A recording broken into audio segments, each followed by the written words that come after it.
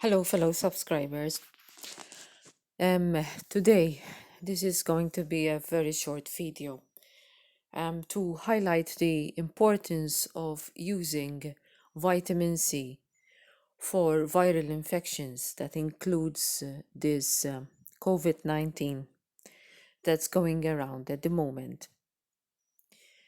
I want to bring this to attention to you so that you don't underestimate the importance of using ascorbic acid, or better known as vitamin C. And here we have the Journal of Orthomolecular Medicine, and this is very recent, of a couple of days ago, March the 3rd, 2020. And this is from the Shanghai government. And they officially recommend vitamin C for COVID-19. Now you should know there are other uses for vitamin C. For example, for extensive burns.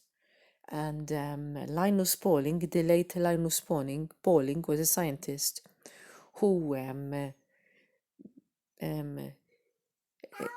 used vitamin C in high intravenous doses to treat patients with cancer.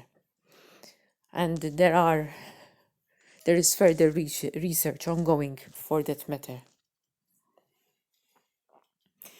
So here we have the dosage recommendations. They vary with the severity of illness. They're saying from 50 to 200 to 200 milligrams per kilogram. So let's say you have a 50 kilogram adult, and that would amount to a dose of 5 to 10 grams per day. We're not talking milligrams, we're talking grams, 5 to 10 grams per day for a 50 kilo adult. So of course you'll have to get your weight and calculate in which range you would fall. And that would be per body weight per day. And they're saying to as much as 200 milligram per kilo per day. And obviously they recommend giving it intravenously for patients who are especially critically ill, but for those who are treating their illness at home, who are less severe, they can take it orally. And I was going to suggest, rather than taking tablets or capsules, there are the effervescent vitamin C form, and each tablet is 1 gram. So in a day, you could easily put a tablet with a glass of water and take up to 5 a day. That's 5 grams. There are only very, very mild side effects with vitamin C, one of them being loose stools.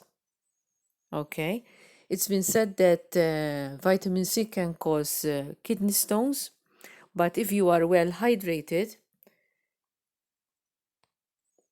that will certainly be less likely to happen.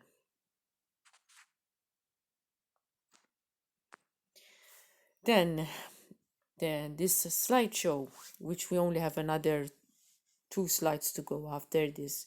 This slide discusses the use of essential oils, which I want to bring to your attention. Surprisingly, there's citronella and eucalyptus I expected to find, geranium, there's lemongrass and orange.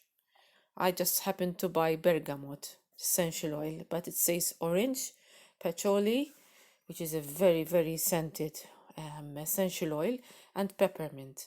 These were tested for antibacterial activity, and I also believe that frankincense would be a very good one too. And this was tested against 22 bacteria, including gram-positive cocci and rods and gram-negative rods, and 12 fungi. And there were very good results, where it says that they inhibited 20 bacteria, and also citronella and geranium oils were inhibitory to 15 and 12 bacterial strains respectively.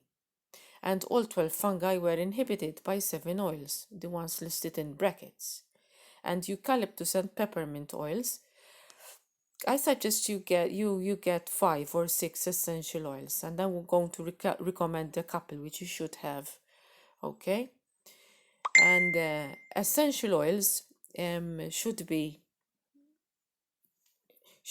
applied over a tea light, and these should be mixed with a neutral oil, such as I like to use almond oil. Then you would apply your essential oil in drop form to the almond oil. I would recommend getting eucalyptus oil, and peppermint oil is very good. And also, I like to have cinnamon. I would definitely include orange or bergamot.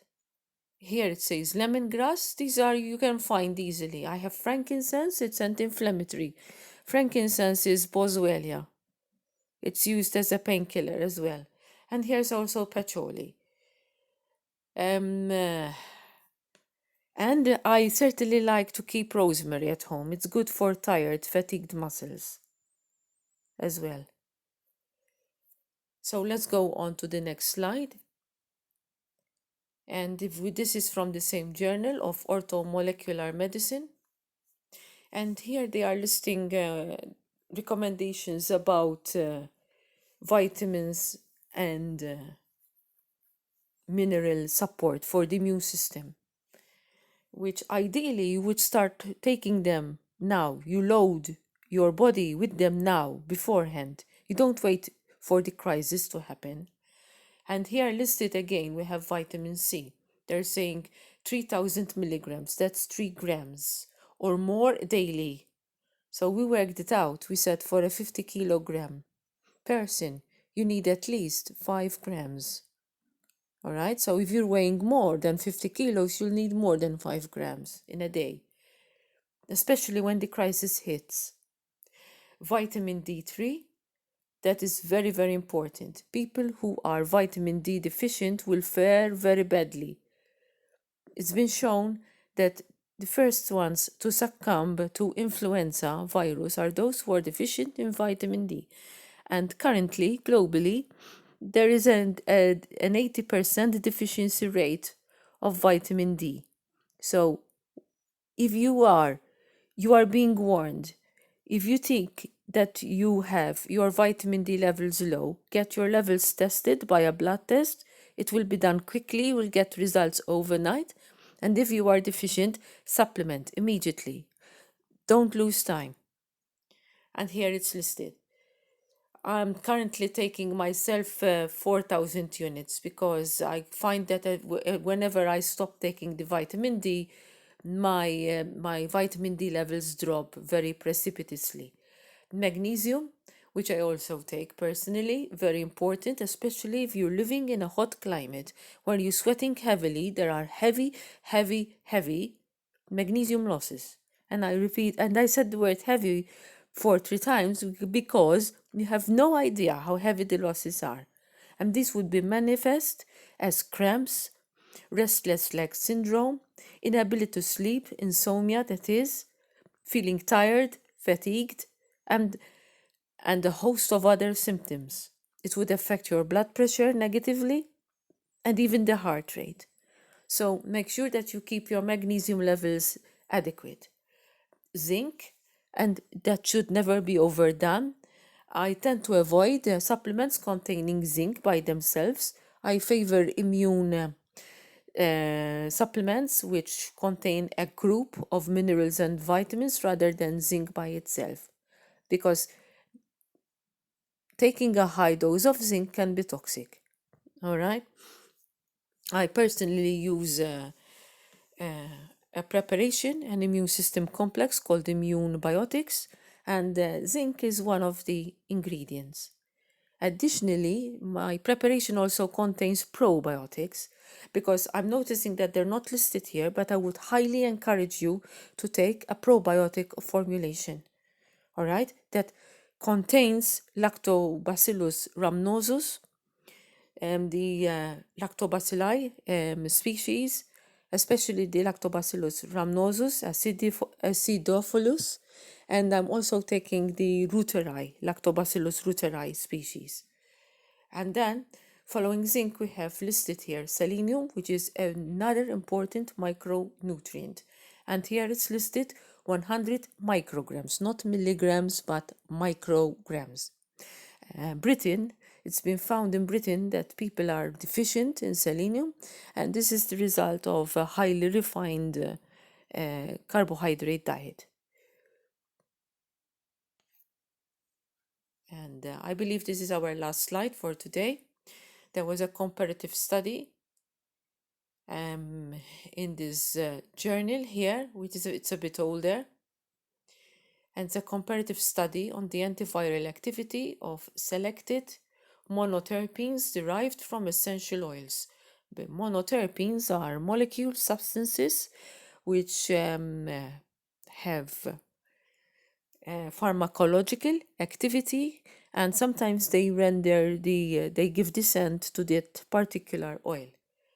And again, listed up here, we have eucalyptus, tea tree, which I highly suggest that you keep in your cabinet because tea tree oil has lots of uses and it's one of the few essential oils that can be used topically, directly, undiluted on the skin. It's one of the few, okay? And here they're recommending thyme, which I haven't got, but I think I will add to my kit of essential oils. It says under major monoterpene compounds, which are alpha terpene, gamma terpenine, alpha pinene, p cymene, terpenine for all. These are all monoterpenes here listed. They have antiviral activity and it's been demonstrated they are very effective against the herpes simplex virus type 1. And for you subscribers, that would be the cold sores which manifest around the lips and inside the mouth when people are having a fever prior to a viral illness, when they're in a viral prodrome. These essential oils were able to reduce viral infectivity by greater than 96%. And that's very, very encouraging. So I suggest that you get these as well and combine everything. Lastly, but not least, I would suggest that you get some glutamine, an amino acid, because glutamine is one of the precursors of glutathione that tends to run very low when the COVID-19 and even other viruses are replicating. So you want to supply glutamine so you don't run out of glutathione. Okay? I hope you find this information useful. I hope that you implement it. You should stock on some essential micronutrients and vitamins listed here, and that you share this information with your family, and you can help others to overcome this epidemic, if not a pandemic. I'm also remembering one last item which I like to use. It's propolis. It's one of the products which the honeybee makes. It's a natural bioflavonoid, very strong antibacterial and antiviral activity. It comes in lozenges and drops, and it's very, very potent. That I have also myself. So, as Hosea chapter 4, verse 6 says, in the Bible, my people are destroyed for lack of knowledge, and the Lord has instructed me to tell you about these things so that his people can use the knowledge accordingly. And I want you to read also Psalm 91. God bless you all.